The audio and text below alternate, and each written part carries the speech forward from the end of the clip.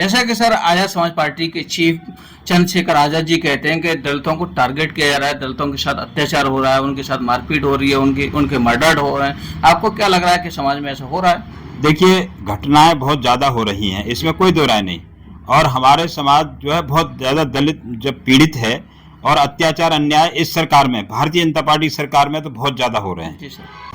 नमस्कार, मैं Kushen Singh, star news channel NS में स्वागत है।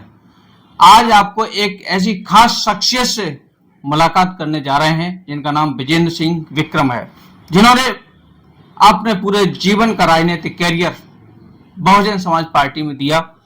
मानवर काशीराम जी, जो बहुजन समाज पार्टी के जनक थे, उनके साथी नेता रहे। BSP की नीतियों का चुनाव और प्रसार देश और प्रदेश में इन्होंने किया। BSP की जो मुख्यमंत्री 4 बार सूबे की मुख्यमंत्री रही, बहन जी मायावती जी के संपर्क में रहे। इस समय मौजूद अलीगढ़ मंडल के प्रभारी हैं। इनसे बात करते हैं। ये जन्मजात नेता हैं जिन्होंने मानवर काशीराम जी ने जो एक बुक्स लिखी थी, जिस बुक्स का नाम था चमचों का युग। चमचों का युग में उन्होंने बिल्कुल पूर्णतः से इसको उल्लेखित किया कि किस प्रकार से राजनीति में चमचे आकर के एक राजनीति को कूटनीति बना देते हैं। उन्होंने इस चीज को उल्लेखित किया कि हमेशा राजनेताओं को चापलूस लोगों से दूर रहना चाहिए। उनकी ही द्वारा लिखी गई ये बुक्स, जिसका इन्होंने अनुवाद इंग्लिश की किताब का अनुवाद हिंदी में किया। बहुत ही वरिष्ठ और बहुत ही योग्य, बहुत ही जुझारू BSP के कार्यकर्ता, जो कि पूर्व में स्टेट बैंक ऑफ इंडिया के बैंक में भी सरकारी कार्यरत रहे हैं। बहुत ही ज्यादा इस समय अलीगढ़ BSP के मंडल प्रभारी भी हैं। बिल्कुल सीधे इनसे बातचीत करते हैं। बाबू जी, आपका स्वागत है हमारे चैनल में। बहुत बहुत धन्यवाद। हाँ सर, ये BSP की कौन सी ऐसी नीतियां हैं जिससे आप प्रभावित हैं? पूरा राजनीतिक कैरियर आपका BSP में रहा, बहुत लंबे समय से आप BSP से जुड़े रहे हैं, जिसमें बुक्स भी आपने इसको रूपांतरित किया है। मानवर काशीराम जी की बुक्स को आपने रूपांतरित किया है। अंग्रेजी भाषा आपकी बहुत ही ज्यादा अच्छी है, क्या कहना चाहेंगे? देखिए, ये सत्य है। मैं कुछ बातें जरा स्पष्ट कर देना चाहता हूँ प्रारंभ में कि मानवर काशीराम साहब से हमारा जो जुड़ा हुआ जी, वह बामसेफ के माध्यम से हुआ। जी सर। क्योंकि पहले जो संगठन था सरकारी कर्मचारियों का, वो बामसेफ नाम का संगठन था जी। तो उसमें जो सरकारी कर्मचारी जो लोग थे, वो लोग जो बामसेफ का कॉन्सेप्ट था उससे जो प्रभावित हुए, तो उससे वो जो है बामसेफ नाम के संगठन से जुड़े। जैसा कि आपने उल्लेख किया, पहले मैं स्टेट बैंक ऑफ इंडिया में मैंने सर्विस की थी जी। उसके बाद मैंने वहां से रिजाइन करके जी, मैं इलाहाबाद बैंक में रहा हूँ जी जी, और डायरेक्ट प्रोबेशनरी ऑफिसर बना था जी। लेकिन मानवर काशीराम साहब से मेरा संपर्क और उनके आंदोलन से जी, लगातार बना रहा। जी, और जो बाद में बहुजन समाज पार्टी में जो कार्य किया, जी, वो सीधे, क्योंकि सरकारी कर्मचारी के ऊपर सर्विस कंडक्ट रूल्स लागू होते हैं, जी, तो हम जो मानवर काशीराम साहब के एक आदेश थे और माननीय बहन जी का भी आदेश था जी, कि हम खुलकर के हिस्सा नहीं ले सकते थे बहुजन समाज पार्टी गतिविधियों में, लेकिन हमारा परिवार बहुजन समाज पार्टी से जुड़ा रहा और हमने पूरी तरह सपोर्ट किया। और जो आवश्यकता एक संगठन की होती है, उसमें हम लगातार अपने साथियों को प्रेरित करना, साथियों को जोड़ना, और मानवर काशीराम साहब की जो रीति नीति थी जी, उससे हम जो है प्रभावित होकर के इस आंदोलन से लगातार जुड़े रहे। और मैं यही आपको बताना चाहता हूं कि वर्तमान में बहुजन समाज पार्टी का मैं मंडल प्रभारी हूं और मैंने 2018 में समय से पहले ही मैंने नौकरी से VRS लेकर के मैंने VRS लिया और फिर जो है मैं बहन जी के संपर्क में आया। तो माननीय बहन जी ने, क्योंकि पहले से ही हमारा जुड़ाव रहा है, माननीय बहन जी से भी परिचय रहा है जी, तो उन्होंने मुझे फिर मंडल प्रभारी की वर्तमान में भी जिम्मेदारी दे रखी है और इसी में हम कार्य कर रहे हैं। सर, आप इतने पुराने सिपाही हैं, इतने पुराने कार्यकर्ता हैं BSP के, लंबे समय से आप जुड़े हुए हैं, क्या ऐसा कारण रहा कि आप डाउनफॉल हो गए BSP का?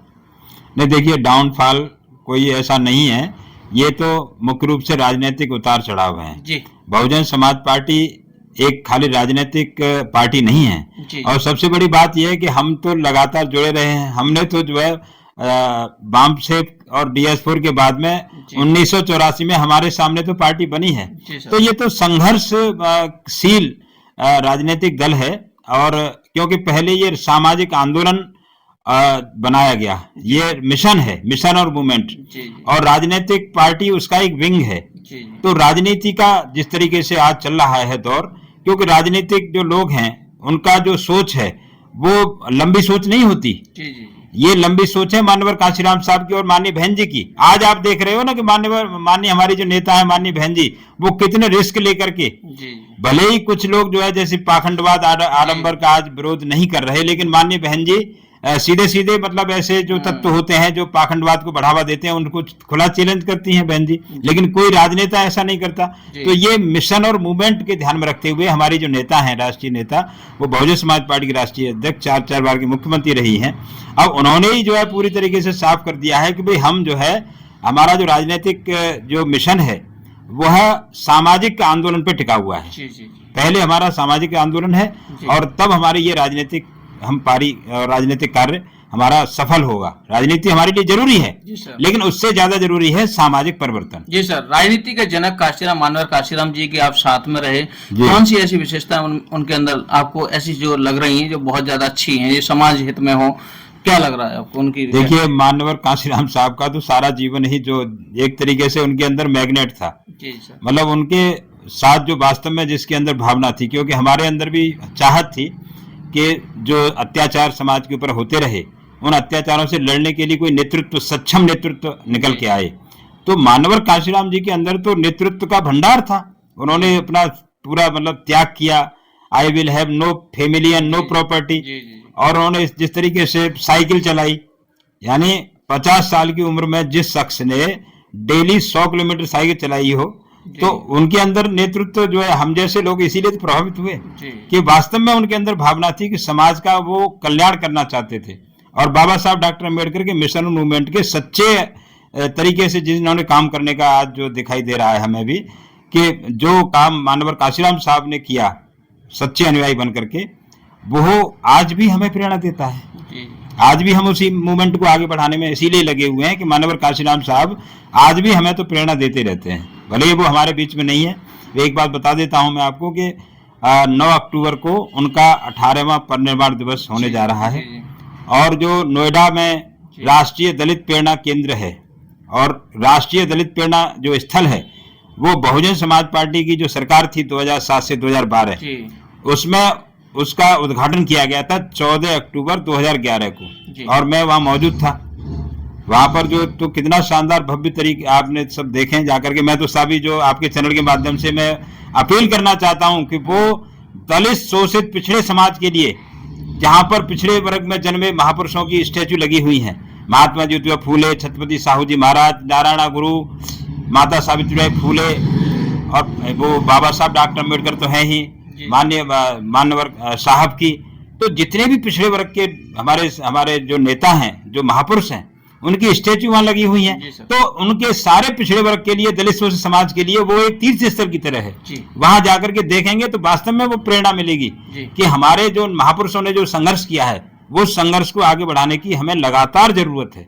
और इसलिए मैं आपके चैनल के माध्यम से अपील करता हूं कि आने वाली जो 9 अक्टूबर है, उसको ज्यादा से ज्यादा संख्या में समाज के लोग श्रद्धांजलि अर्पित करने के लिए राष्ट्रीय दलित प्रेरणा केंद्र जो नोएडा में है, फिल्म सिटी के पास, गौतम बुद्ध नगर जिले में, उसमें भारी संख्या में पहुंचने की मैं आपके माध्यम से अपील भी करना चाहता हूं। डॉक्टर BR अम्बेडकर की नीति और रीति के बारे में आप क्या कहेंगे?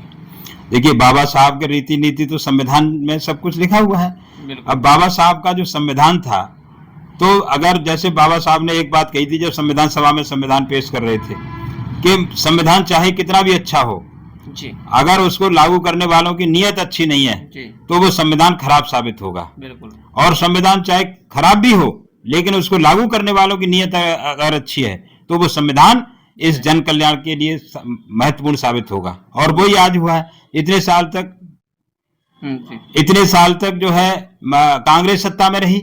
अगर कांग्रेस ये संविधान को सही तरह से लागू कर रही होती, तो बहुजन समाज पार्टी बनाने की जरूरत ही नहीं पड़ती। बिल्कुल।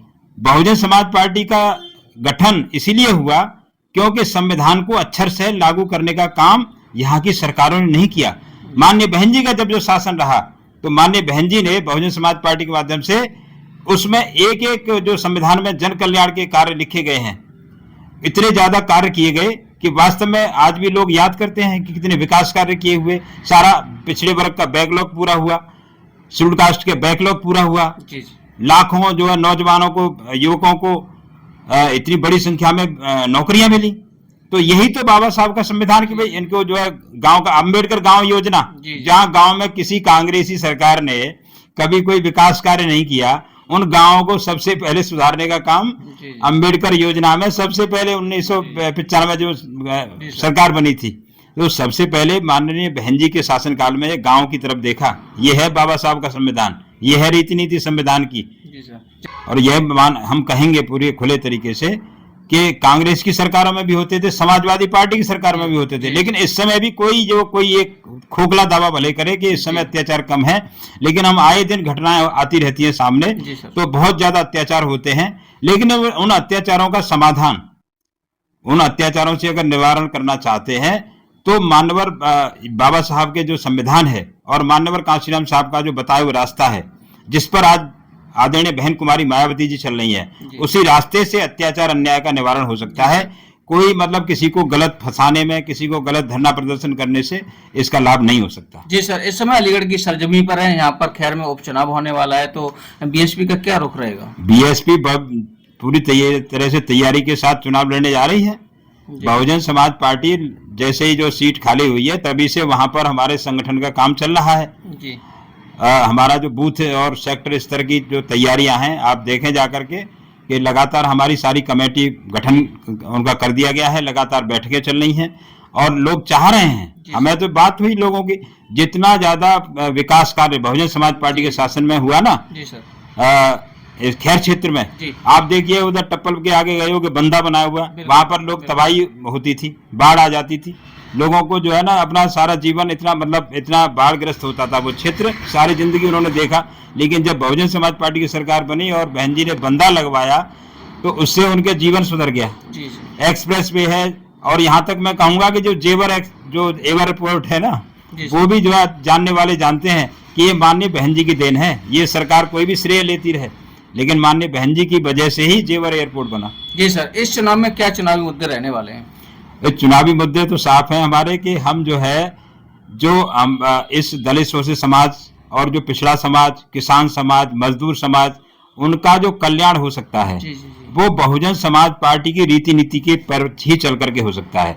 हालांकि देखिए, एक सीट से न कोई सरकार बनने जा रही न बिगड़ने जा रही, लेकिन हम एक संदेश देना चाहते हैं वहां की जनता को, और वो जनता भी जान रही है। हम लोगों ने जो फीडबैक लिया है वो तारीफ करती है कि लॉ एंड ऑर्डर का जो काम था वो बहुजन समाज पार्टी में अच्छा था, विकास कार्य था वो बहुजन समाज पार्टी की सरकार में था। तो जब हमारे जो राष्ट्रीय नेता हैं आज भी पूरी सक्रियता से मैसेज दे रही हैं कि बहुजन समाज पार्टी के द्वारा ही इस, चाहे वो कोई विधानसभा के उपचुनाव हो या और भी चुनाव हो, उन सबके लिए हमारी जो राष्ट्रीय नेता हैं। और सबसे बड़ी बात एक और मैं कहना चाहता हूं यहाँ पर कि हमारे जिनको उत्तराधिकारी घोषित किया गया है, माननीय जो राष्ट्रीय कोऑर्डिनेटर हैं आकाश आनंद साहब, वो पूरी तरीके से युवाओं में लोकप्रिय हो चुके हैं और इतनी तेजी से जो है वहां पर उमड़ रही है। वह हरियाणा में देखिए उनकी सभाओं में भीड़ उमड़ी है, अच्छे रिजल्ट आने वाले हैं। तो वो भी उनका मार्गदर्शन यहाँ पर खैर उपचुनाव में मिलेगा और भी जो उपचुनाव होंगे उसमें मिलेगा। तो इसलिए हमारा तो मतलब पूरी तरीके से जबरदस्त हमारी तैयारी है और हम इस चुनाव को जीतने के लिए लड़ने जा रहे हैं।